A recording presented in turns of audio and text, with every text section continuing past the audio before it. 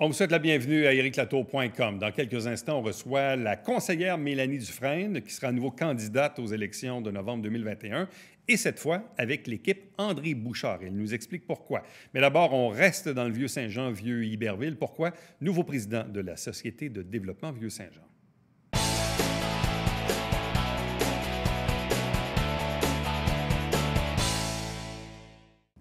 La Société de développement Vieux-Saint-Jean a maintenant un nouveau président à la suite, évidemment, de l'Assemblée générale annuelle. Et la précédente présidente, elle a fait le choix de voguer vers la politique, donc elle a remis sa démission. Bref, il est avec nous. Stéphane Roy, bonjour et bienvenue. Bonjour, Éric. Mais quand même, membre actif de la Société de développement depuis quelques années. Oui, déjà 4 ans. Donc, c'est pas un nouveau dossier pour moi. C'est un changement de siège, mais on garde le cap. Bon. Parlez-nous de vous quand même rapidement. Stéphane Roy, oui, commerçant lui-même un peu dans le centre-ville, avec Tombe 2 qui est là depuis quand même quelques années. Oui, ça fait 9 ans qu'on est dans le quartier. Déjà, ça me trahit. Déjà 9 ans, puis j'ai été résident aussi durant 5 ans du quartier, maintenant dans le quartier voisin. Donc, je connais, j'ai vécu le centre-ville dans tous ses raccoins, là, de toutes les manières possibles et imaginables. Et qu'est-ce que c'est Tombe 2? Juste expliquer rapidement aux gens, c'est quoi? Là? On sait que c'est sur la rue Saint-Jacques, en avant d'Artaud, là. Mais qu'est-ce que c'est Tombe 2? Exactement. Tombe 2, c'est un bistrot ludique à saveur geek, grosso modo. C'est une boutique de jeux mélangée avec un café de quartier. Les gens peuvent, en temps normal, venir prendre un café, un repas léger, un dessert, tout en jouant des jeux de société. On est spécialisé dans tout ce qui est jeux de société familial, les jeux de société plus nichés. Là, on parle de jeux de cartes à collectionner, jeux de figurines, Warhammer, ces trucs-là. Bon, puis votre exemple est probablement bon aussi pour les autres. Comment avez-vous vécu la pandémie? Ça a été plusieurs vagues subséquentes d'émotions diverses. Ouais. Ça a commencé avec un peu de peur qui s'est mélangé par la suite avec un réalignement. Nous, on était chanceux. On était en train de travailler sur un projet d'un nouveau site web, comme la plupart, finalement, des commerçants ont fait au courant de l'année. Nous, on a inauguré notre site web juste un mois après le début du premier confinement de là, un an, presque jour pour jour aujourd'hui. Et donc, c'est ça, on a remanié nos flûtes vers la vente en ligne puis de la livraison locale. Puis on est chanceux dans un commerce quand même de niche et notre communauté est, je ne peux pas toucher du bois, mais est particulièrement forte et en santé. Puis on est capable de s'en sortir grâce à ça, grâce au web.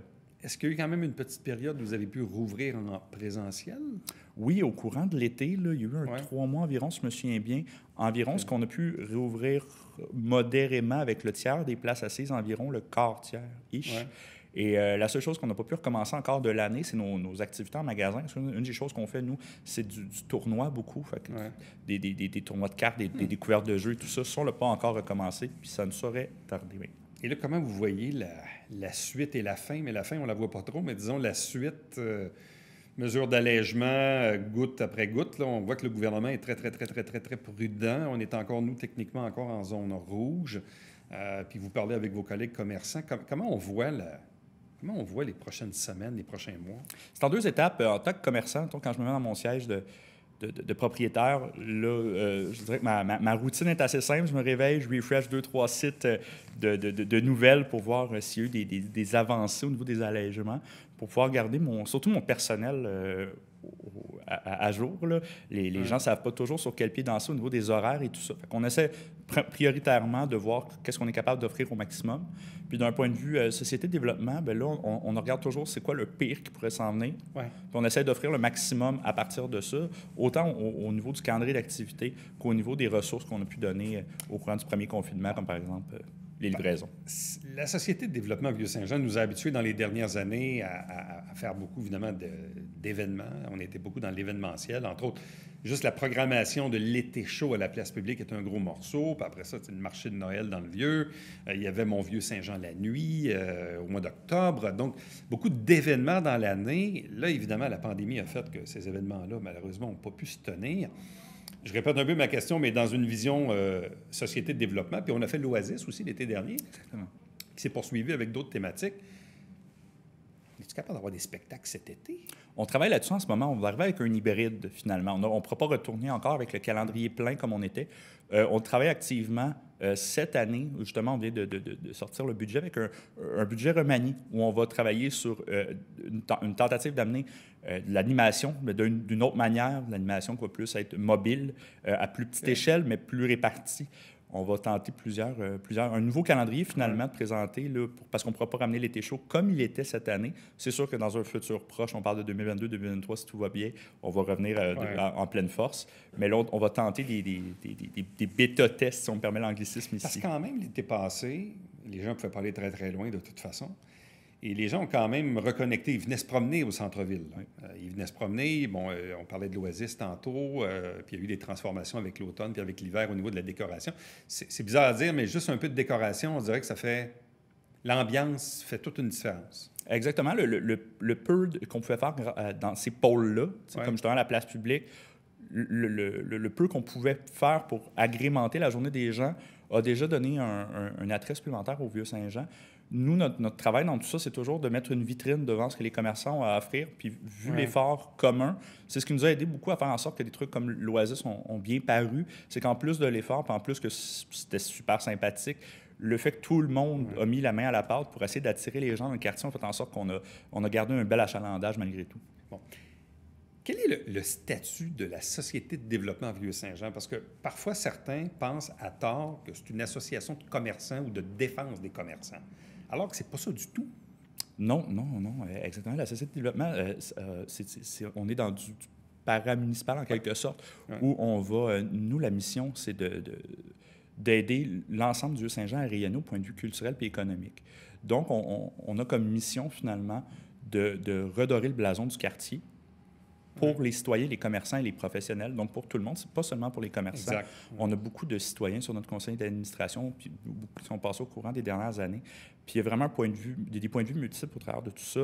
Fait qu'on travaille étroitement avec les commerçants, oui, avec la ville, avec les cadres citoyens, avec les organismes communautaires. Tout le monde a un peu son mot à dire, puis c'est la beauté de la chose aussi. Et au fil des années, on a essayé justement d'incorporer de plus en plus les organismes du milieu aussi. Bien, je pense qu'on l'a vu un peu au mois de juin l'année passée. Il y avait évidemment la petite controverse là, sur le sens unique ou encore la ville qui voulait fermer la rue pour la mettre piétonne. Mais en fait, c'est ça, c'est que la Société de développement, c'est un organisme paramunicipal. Dans le fond, vous êtes financé, principalement par la ville. Donc, vous n'êtes pas une association de défense des marchands uniquement. Donc, vous êtes là un peu en support à la ville, mais pas juste pour les commerçants, même s'il y a des commerçants comme vous qui siègent sur le CA. Non, c'est ça. Nous, on pense quartier en premier avant tout. C'est sûr que c'est un quartier qui est très commercial, fait que finalement, on passe souvent par des activités qui vont être pour le bien de ça, mais on a toujours l'oreille très attentive aux demandes citoyennes. Bon. Comment la société voit l'actuel et le futur du Vieux-Saint-Jean? Je comprends qu'il y a la pandémie, ça c'est une chose, mais il y a des travaux. Il y a eu des travaux, l'entrée nord, l'entrée sud, on a fini par avoir un pont. Tout le monde est bien heureux, ça prend un peu de temps, mais on finit par l'avoir. Il y a quand même encore 2, 3, 4 ans de travaux devant nous. Oui. La rue Richelieu en quelques étapes, la rue du Quai, ça va avoir un impact sur les commerçants, mais sur les résidents aussi. Comment on voit les mesures d'atténuation de ces travaux à venir? Ce qui est pratique, c'est que là, on a amassé beaucoup d'expérience. Puis au fil des premiers travaux, là, moi, mettons, je prends d'un point de vue personnel, ça va faire 10 ans que je suis dans le quartier, puis j'ai vécu, dès ma première année, des travaux dans mon commerce et tout. Fait qu'on a un bagage qui s'est développé. Puis on est chanceux aussi parce que les gens qui sont en place l'ont tous et toutes vécu, là, autant nous, à la Société de développement qu'à la Ville. Fait on est prêt avec des nouvelles mesures, des nouvelles activités, puis un remaniement, justement, du calendrier, dépendamment des travaux qui vont avoir lieu, comme justement ça va commencer sur Richelieu, coin Saint-Charles et Foch. Ouais. Là, on va rediriger certaines activités puis certains trucs dans d'autres lieux, puis aider les commerçants qui vont être là. Justement, on va s'asseoir à ce niveau-là dans les jours et semaines à venir, puis on a eu une rencontre là-dessus hier. Oui, parce que c'est effectivement, chaque pôle a ses affaires, mais je prends dans le temps où on a fait les travaux à l'entrée nord, ou de la trinquette au Mannequin Piste, j'avais mal pour eux autres. C'était pas facile. Bon, après ça, le segment en avant du Samuel, bon, à part le restaurant chinois puis le cinéma, c'est pas tant pire. Là, l'autre section de la rue Richelieu, entre Saint-Jacques et Saint-Charles, je comprends que je pense que la Ville va tenter de donner un accès sur Champlain. Exactement. Parce qu'on veut que les gens continuent de venir dans les commerces. Là. Quelque chose qu'on a appris aussi au courant des premiers travaux qu'on va essayer d'affûter, c'est vraiment au niveau de la communication entre les travaux, la Ville et les commerçants. c'est une trifecta comme ça, où il y a eu des moments, il y a eu des petites lacunes à certains moments. Là, justement, tu parlais des travaux de l'entraîneur. Là. Pour ceux-là, on va essayer de rendre ça plus... désolé encore une fois de l'anglicisme, mais plus streamliné. C'est question qu'on ait des canaux plus directs entre tout le monde. Parce que je pense que la priorité va être de passer le message autant aux commerçants, puis que les commerçants puissent les passer aux clients. Bon, vous avez aussi des nouveaux venus sur votre conseil d'administration. Qui sont-ils? Oui. Par cœur, Martin Cambria de Artaud. Votre voisin d'en face. Exactement, mon voisin qui arrive avec une expertise culturelle puis une belle fraîcheur à ce niveau-là. On a aussi Jean-René Bertrand de la Roquerie. Qui déménage d'un côté de l'île de rue à l'autre. Si vous n'êtes pas passé encore à la nouvelle boutique, c'est de toute beauté. Les gars ont fait un travail très niché colossal. Oui, et c'est magnifique en plus. Aussi, un vétéran du centre-ville qui a vu... qui a eu déjà plusieurs commerces, plusieurs bâtiments. Fait quelqu'un qui connaît son quartier, qui a vu les choses évoluer depuis les années 80-90. Et Karine Bonneville, des Petites Bonnevilles, la micro-épicerie sur Champlain, qui, elle aussi, a déjà la tête pleine de projets. Fait qu'on est... comme j'ai déjà dit, on a un gros club. On a un gros club cette année, puis on n'a pas peur d'aller de l'avant avec ça. Les gens ont déjà des expertises particulières, des idées particulières. C'est un petit peu excitant, je pourrais dire ça comme ça. Vous avez aussi Marie-Lou Fuller? Oui, Marie-Lou Fuller. Désolé de l'oublier, c'est parce que c'est le retour de Marie-Lou qui a déjà occupé un poste au niveau des organismes communautaires de la région puis qui est maintenant à titre de citoyenne. Bon, et vos autres membres sont Isabelle Gingras, Guy Boulanger, Loretta Brinco, Claudie Boyer, Nadine Mercier, André-Claude Beaulac, Isabelle Charlebois de Tourisme Richelieu, Mélanie Dufresne qui est la conseillère et déléguée de la Ville et Sophie Latour qui est déléguée de la Ville qui est au développement économique. Donc, ce sont les gens qui composent maintenant le nouveau conseil d'administration de la Société de développement Vieux-Saint-Jean.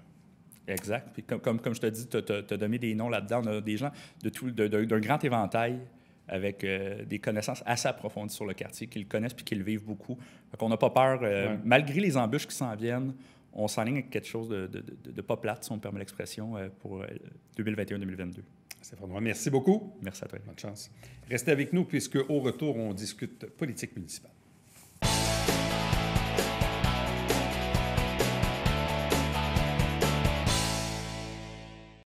Mesdames et messieurs, bonjour et bienvenue à la Justice entre nous. Mon nom est Serge.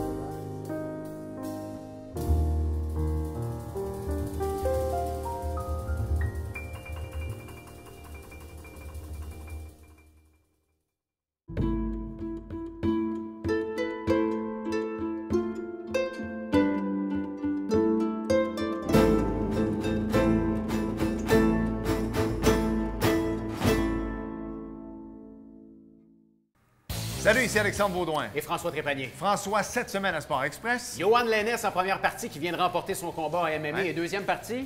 William Julien, la Macédoine sportive. On parle même de curling. C'est pas ça?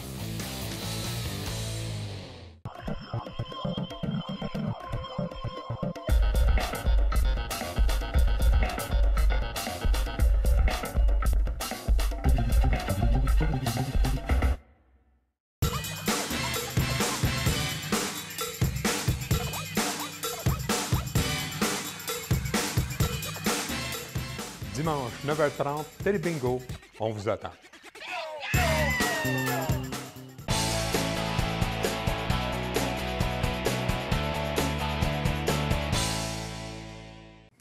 Politique municipale, chacune des équipes en présence nous présente depuis quelques semaines différents candidats qui s'annoncent dans les districts électoraux.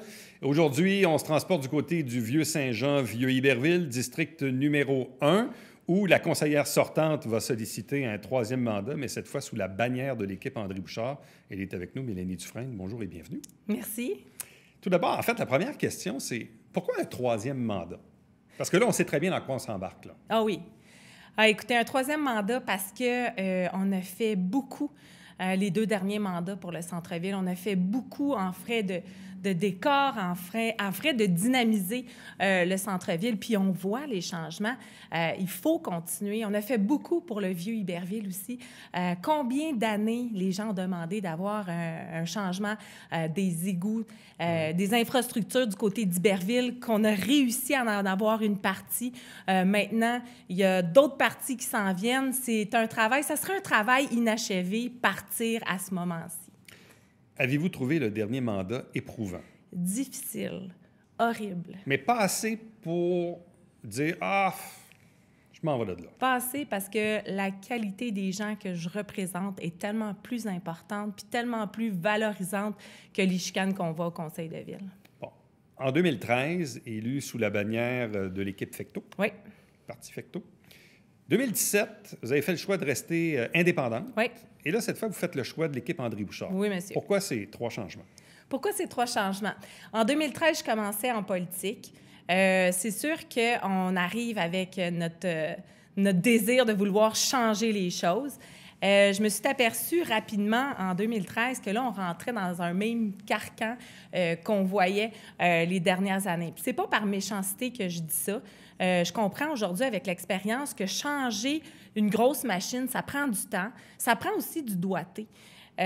Donc, j'ai décidé de me présenter indépendante en 2017 parce que je voulais vraiment faire entendre ma voix, la voix des citoyens, parler des choses qui m'interpellaient, qui étaient très importantes pour le secteur, parce qu'on s'entend que le centre-ville de Saint-Jean, le centre-ville d'Iberville est très différent de tous les autres secteurs résidentiels qu'on voit. Plusieurs enjeux au centre-ville. Tu as les commerces, mais tu as aussi les résidents qui y habitent, qui ont des problématiques, qu'il faut aussi régler cet aspect-là. Donc, je croyais qu'en étant indépendante, ça serait plus facile de faire passer mon message. Et cette fois-ci? Et cette fois-ci, je me présente avec André Bouchard parce que c'est une dame qui a des capacités relationnelles qui m'interpellent. C'est une femme qui a les mêmes valeurs que moi. Là, on a les mêmes valeurs communautaires à la base. Les 2 dernières années, j'ai été très impliquée dans le milieu culturel, justement pour décorer le centre-ville, pour de la mise en valeur aussi de notre culture à Saint-Jean-sur-Richelieu. Puis les 2 vont de pair pour embellir un secteur qui est en redéveloppement et puis qui apporte aussi de l'activité économique. Donc, Mme Bouchard, elle est très au fait de ça. Elle est très dans le vent de ces choses-là. Puis moi, ça correspond vraiment à ma personnalité puis qui je suis. Bon, elle nous disait il y a quelques semaines en entrevue ici, parce que bon, son adversaire, le maire, lui reprochait de ne pas annoncer tout de suite les conseillers sortants qui allaient se présenter avec l'équipe Bouchard, alors que M. Laplante, évidemment, on le savait évidemment tout de suite là, que les 3 sortants se présentaient avec lui. Madame Bouchard dit « Ah, ben, je fais ça pour les protéger parce qu'elle dit « Je crains qu'à partir du moment où les conseillers sortants vont être associés à mon équipe, qu'ils deviennent un peu la cible des adversaires. » Qu'est-ce que vous dites à ça? Bien, je trouve ça triste parce qu'en effet, c'est la joute politique du maire. Le maire joue cette petite game politique depuis qu'il a gagné les élections en 2017. Au lieu de gouverner, il s'occupe de faire de la petite politique. C'est triste pour notre ville. Ça nous avance en rien. Tu sais, au lieu de faire des représentations à Infoman avec des TikTok, bien, pourquoi qu'il ne fait pas de la représentation pour notre REM? Pourquoi qu'il ne fait pas de la représentation pour notre développement économique? Il n'en fait pas de ça. Puis là, présentement, on est en train de récolter les fresques des 3 dernières années de dossiers qui ne s'est pas occupé parce qu'il s'occupait trop de vouloir être réélu et de façon majoritaire. Mm-hmm. Vous aviez quand même tenté, au début du mandat en 2017, avec Marco Savard et Jean Fontaine, d'appuyer le maire, de faire partie de l'exécutif et tout ça, mais ça a été, disons, de courte durée. Bien, de courte durée parce qu'on a vu rapidement ces manigances. Puis moi, des manigances, c'est contre mes valeurs à moi, j'embarque pas là-dedans. Dans la vie, il n'y a personne de parfait. Je pense qu'il faut laisser la chance au coureur. On lui a laissé sa chance, mais on s'est aperçu très vite que ça allait contre nos valeurs. Bon, là, évidemment, souvent en politique aussi, on aime bien donner des étiquettes à nos adversaires. M. Laplante, souvent, dépeint en ce moment, dit « Ah, bien, l'équipe André Bouchard ou les conseillers sortants, c'est le groupe des 9. » Non, mais c'est souvent ce que puis on va l'entendre, il va le répéter. Oui. Donc, évidemment, d'associer Mme Bouchard ou de l'équipe, de la nouvelle équipe Bouchard au groupe des 9. Qu'est-ce que vous répondez à ça? Ah, bien, écoutez, la nouvelle équipe André Bouchard, c'est une nouvelle équipe. Il n'y a pas beaucoup des conseillers en place qui vont faire partie de cette équipe-là. Malheureusement pour M. le maire, là, qui essaie de peinturer la majorité des conseillers comme groupe des 9, non, il y a un groupe de 4 qui s'appelle l'équipe Laplante. Les 9 autres personnes, si vous regardez bien tous les conseils de ville, on n'a pas nécessairement voté dans le même sens. On est des personnes entières qui ont des visions différentes et très différentes à certains égards. Mais il faut gouverner. Puis quand on gouverne, c'est qu'on donne une direction à nos fonctionnaires. Mais je vais vous dire que ce mandat ici, là, nos fonctionnaires, ils ont tourné en rond parce qu'il n'y en avait pas de direction. Dernière élection, 2017, quel était votre score? 79,4 %. C'était quand même pas pire. Quand même pas pire, mais vous savez, M. Latour, je l'ai travaillé. Je suis sur le terrain à tous les jours. Je parle avec mes citoyens à tous les jours. Je suis à leur écoute. Je réponds pour eux. Je suis là. Donc, oui, c'est beaucoup, mais en même temps, je l'ai travaillé et je le travaille encore. Parlez des enjeux centre-ville, le Vieux-Saint-Jean. Bon, il y a eu les travaux à l'entrée nord et à l'entrée sud. Dans les deux cas, on trouve ça magnifique. On a trouvé que c'était un peu long quand on était dedans. Là. Oui. C'était très, très long même. Là, il y a le pont qui a fini par finir, là, enfin. Quoique, je ne sais pas, un jour... Il y a encore la piste cyclable. Oui, ça rouvre quand, ça, la piste cyclable? C'est les ministère travaux des qui sont en... Transports, Ben, en fait, oui, c'est les travaux qu'ils sont en train de faire. Puis avec Parc Canada, là, c'est les travaux pour l'accès. Là. Alors, la problématique semble être là. OK, bon. Mais là, il reste encore bien des affaires à faire. Puis Oui. on va être content quand ça va être fait. Oui. Mais quand on va être dedans, ça ne sera Oui. pas le fun. Là. On va ouvrir ici. Là. Oui. On va changer les canalisations puis refaire On va tout tout ça. changer, oui. On a commencé là, un premier bout face à l'ancien Samuel. C'est Oui. un peu un test en même temps. Comment vous voyez la cadence de ces travaux-là, l'impact des travaux? On parlait des commerçants tantôt. Oui. Bien, l'impact, écoutez, l'impact, c'est sûr, en plus, on sort d'une période de COVID qui a été Exact. très difficile pour nos restaurateurs. Je trouve ça lourd. Je trouve ça lourd pour eux autres. Je trouve ça lourd pour nous autres aussi parce que notre rue Richelieu commence à être embellie par plusieurs commerces de niche. Donc, il faut vraiment les aider. Maintenant, quand on fait des travaux comme ça d'infrastructure, c'est des subventions qu'on reçoit du gouvernement provincial sur la taxe et l'essence. Donc, c'est le gouvernement provincial ou fédéral, bref, en tout cas, la taxe sur l'essence. Alors, c'est sûr que chaque projet qu'on fait, on dépose, puis il y a 50 de ces argents-là qui sont payés par d'autres paliers du gouvernement. Donc, c'est pour ça que les travaux sont longs puis que ça s'étend dans le temps. Bref, si on serait capable d'accélérer la cadence, on le ferait. Là. Puis il y a des représentations aussi qu'on peut faire à cet égard. Ouais.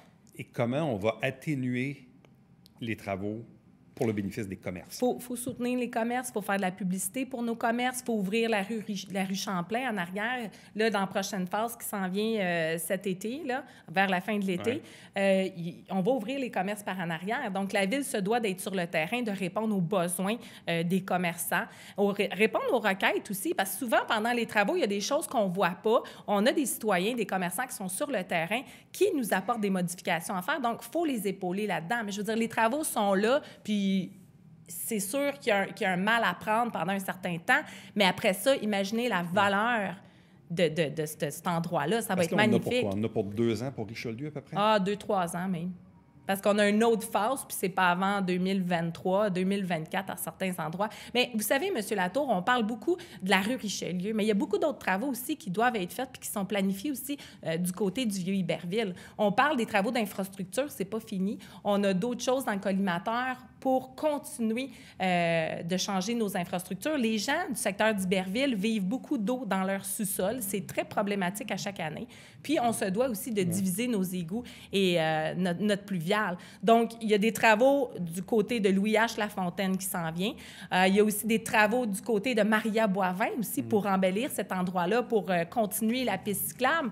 Puis, on a aussi des travaux futurs à travailler au coin de la 4e avenue, la 4e rue. Donc, il y a encore beaucoup de travail aussi à faire de ce côté-là. Finalement, les sens uniques là, à la sortie à Iberville, les gens sont contents? Bien, absolument.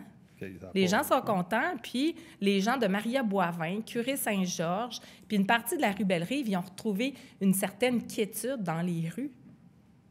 Bon, et comment vous la voyez, la future promenade de la rue du Quai? Parce qu'on parle d'un boardwalk. Bon, tu sais, on sait un peu ce que c'est quand on voyage. Bon, mais comment on la voit, cette promenade-là sur la rue du Quai? Un boardwalk dynamique, attractif pour les bateaux, avec des fleurs partout, des gens qui marchent. Puis c'est aussi la connexion entre le nautique, qui est la marina, puis les écluses aussi. Donc, je pense que c'est une suite logique d'avoir ça pour tous les cyclistes qui arrivent par les écluses. Il y a beaucoup de gens de l'extérieur qui viennent. Alors, moi, je pense que pour le tourisme, ça va les amener vraiment au cœur du centre-ville. Et le fameux dossier du sifflement de train. Oui. Ça a-tu bougé, ça? Bien, en fait, on travaille encore dessus. Donc, notre service de génie dans les plans d'urbanisation, entre autres, on parle du terrain de la Heart Battery, qu'on a un projet qui serait supposé de lever avec la commission scolaire ou le centre des services scolaires pour une école des métiers. Dans les plans, on inclut maintenant les barrières partout parce que une des normes pour pouvoir arrêter le son du train, c'est vraiment, puis surtout la nuit, c'est vraiment d'avoir des barrières. Donc, la première étape qu'il faut franchir, c'est d'avoir des barrières. Puis il y a aussi des subventions qui s'offrent. Donc, on est là-dedans présentement. Bon. Puis l'histoire là, de Champlain, sens unique, puis fermer la rue l'été, tout ça, c'est... Bien, fermer la rue, non, moi, fermer la rue, je trouve que c'est une bonne idée, mais je pense qu'il va falloir qu'on fasse nos rénovations. Tu sais, les commerçants ont passé au travers de plusieurs difficultés les dernières années avec les travaux. Donc là, leur fermer une rue en partant, je pense que c'est dur. Je pense que graduellement, on va pouvoir arriver à faire ce type d'activité-là. Puis, honnêtement, là, tu sais, stimuler le transport actif, c'est-à-dire marcher, je pense que c'est important, mais je pense qu'on a des travaux à faire pour embellir notre centre-ville avant de commencer à fermer, faire des belles terrasses sur rue. Mélanie Dufresne, merci beaucoup. Merci à vous. Bonne chance. Restez avec nous. Au retour, le mot de la fin.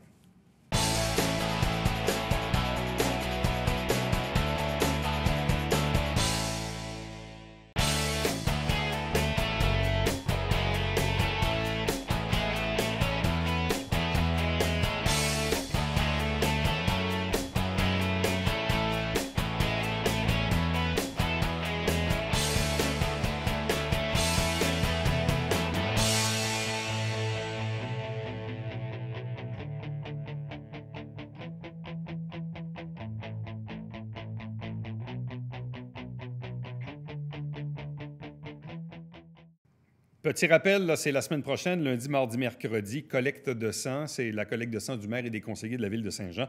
C'est au Centre des aînés Joannais à Saint-Jean-sur-Richelieu. Évidemment, avec la COVID, avec Emma Québec, il faut prendre rendez-vous pour aller donner de son sang.